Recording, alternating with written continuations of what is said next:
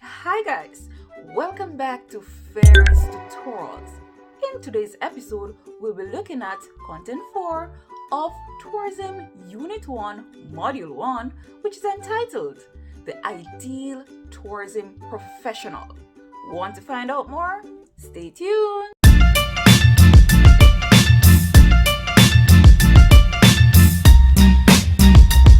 Tourism Unit 1, and we're still looking at Module 1, which is entitled Product Development. And in today's episode, we'll be looking at the ideal tourism professional. Now, let us look at today's focus points. We'll be looking at the importance of human resources to the tourism product, the benefits of professional development and professionalism, and also the types of knowledge, skills, attributes, and competencies needed for someone to be considered as the ideal tourism professional. Now, let us look at the importance of human resources to the tourism product. Now, guys, when we're speaking of human resources, who exactly are we talking about? Human resources. Right, if you said human beings, you are indeed correct. Or if you said that workers within the tourism industry, you are correct. And what you're seeing displaying on your screen are some of the workers that are in the tourism industry, right? Now, let us look at why they are important. Now, human resources are the people who make up the workforce of an organization, business sector, or the economy.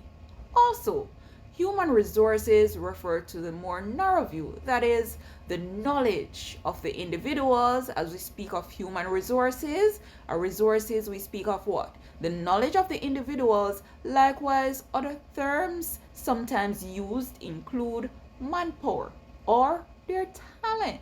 Now that we have come to the conclusion that human resources are the people who makes up the workforce within the tourism industry, let us now look at some of their functions, right? And particularly, we're looking at the human resource manager.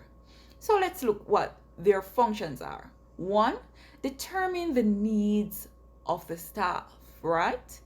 Recruit and train the best employees. Supervise the work. Ensure high performance, ensure equal opportunities, deal with performance issues, and also to push the employees, right? And we're speaking of pushing the employees, we're talking about motivation. Now, think about it and let us put the two together. Now, professional development refers to the ongoing training or the ongoing process of educating oneself, of maintaining a certain level of knowledge, right? Or expertise, or we may say skills, right? And in order for persons to be employed within the tourism industry, they have to be professionals. Good? So, professional development and professional development is very important. And let us now look at the benefits that are to be reaped. One, so maintenance and awareness of current business environment and industry trends. So, when we speak of trend or something is trending, they keep a knowledge of what is happening, what is the in thing, what is going on. Without professional development, then guess what? These workers will not be able to meet the 21st century industry, right? Just as how probably you are studying, it is a form of professional development. So you're studying and you're training for you to what? Get more expertise and be more trained within your field, right? Good. Also, another benefit, commitment to best practices leads to increased credibility. We speak of motivation, networking opportunities, creating linkages with other sectors, and guess what? Profitability will comes into play. Self-confidence, we have more confident workers within the industry, more persons who are bold and able to communicate with tourists or visitors or customers, right? And also, very importantly, it sharpens your knowledge and develop your skills. Good. Now we're going to look at the types of knowledge that are needed by someone who works in the tourism industry, or we may say the ideal tourism professional. Good. Now, knowledge refers to facts, information, and skills acquired through experience or education. The theoretical or practical understanding of a subject. So we're speaking of knowledge of flora, knowledge of fauna, knowledge of history, and also heritage and culture. Because there's no way you can be operating within the tourism sector and you don't know the knowledge of the products or the services that may offer, right? So when we speak of flora and fauna, we're speaking of what? Flora is the exotic plants. So for instance, if there's a worker at, say, a garden or an attraction, whatever the case may be, they must be what? They must be aware, they must be knowledgeable of the different flora and fauna. And fauna refers to exotic animals. You must be aware of the history. How can you be working at a historical building, say Bob Marley Museum that is found in Jamaica, and you don't know the history of the place, you don't know the heritage and the culture? So to be an ideal tourism professional, one must be knowledgeable. And these are some of the knowledge that someone within the tourism industry must know based on the type of businesses, tourism businesses that they are working in. Now, let us look at skills. Skills refers to the ability to do something well. Expertise, right? Some skills that are important to tourism are customer service. Do you agree that customer service is a very important skill when operating a tourism business? Yes, it is. Because based on how you operate with the customer, based on your skills, how you relate, how you communicate, how prompt you are. And remember, we looked at the dimensions of service earlier, right? We speak of empathy, how reliable you are, right? Those are the things that keeps money coming in, and also for repeat visits for tourists to come back. So customer service is very important. And I know too, if you probably have gone to an establishment or a business place or a restaurant where the service was not so nice, would you go back? Or would you recommend persons to go to that particular business? No, you wouldn't. So that is why this skill is very important, right? We also speak of foreign language. Foreign language is a must because we have what? Different cultures, and from time to time you may have different countries with different native language. Some persons that their language may be Spanish, French. Persons within the industry, it's a plus to be skilled if it's even the basic greetings, right? And the basic areas of probably like the hotel or whatever business, tourism business it is. Also, very importantly, computer literate, right?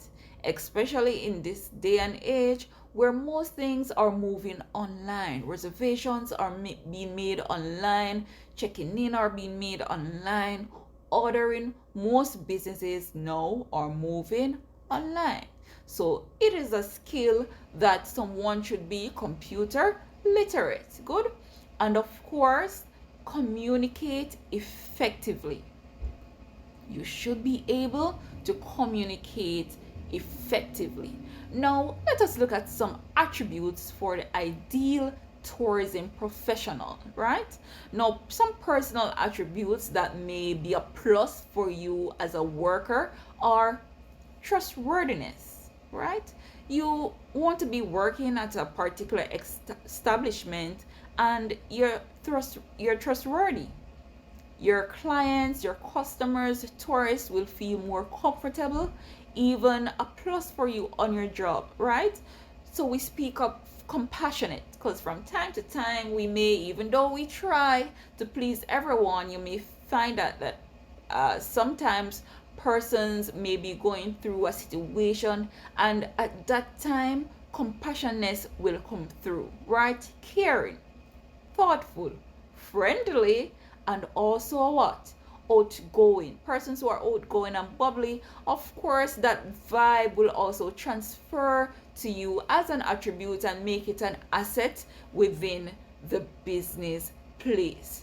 Now, let us zoom in a little further on attributes. An attribute is a quality or characteristics given to a person, group, or some other thing. Your best attribute might be your willingness to help others. For example, personality traits, positive attitudes, your tact. And when we're speaking of tact, we're speaking of what? Skill and sensitivity in dealing with others or with difficult issues. So sometimes it's not even what you say, but how you say it, your tact, how you go about with certain situations. Good? We also speak of diplomacy, right? And this is skill of managing international relations, typically by a country's representative abroad, right? Awesome. Now, let us look at competencies. What should persons be competent in to be considered an ideal tourism professional? Right? So competencies refers to the ability to do something successfully and efficiently. And examples of these competencies that are needed to be an ideal tourism professional are teamwork, your ability to work with the team, right? Multitasking, and also flexibility.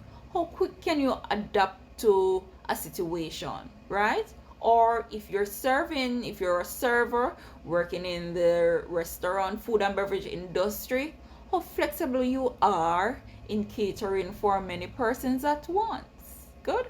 Those are some of the things that are needed, some of the attributes, the skills, and the knowledge that are needed to be an ideal tourism professional. Good? Now, guys, let us now look at the day's activity. 1. Explain the importance of human resources to the tourism product. You should be able to answer. Remember, we looked at what human resources who makes up the workforce, and some of their skills and the benefits of having them, right? Also, discusses at least 3 benefits of professional development and professionalism to tourism. Lastly, describe 3 types of knowledge, skills, attributes, and competencies required to be an ideal tourism professional. You're just awesome. You've made it to the end of the video. Don't forget to subscribe, like, and share with persons who you know will find this information useful. Thank you for making it very tutorials.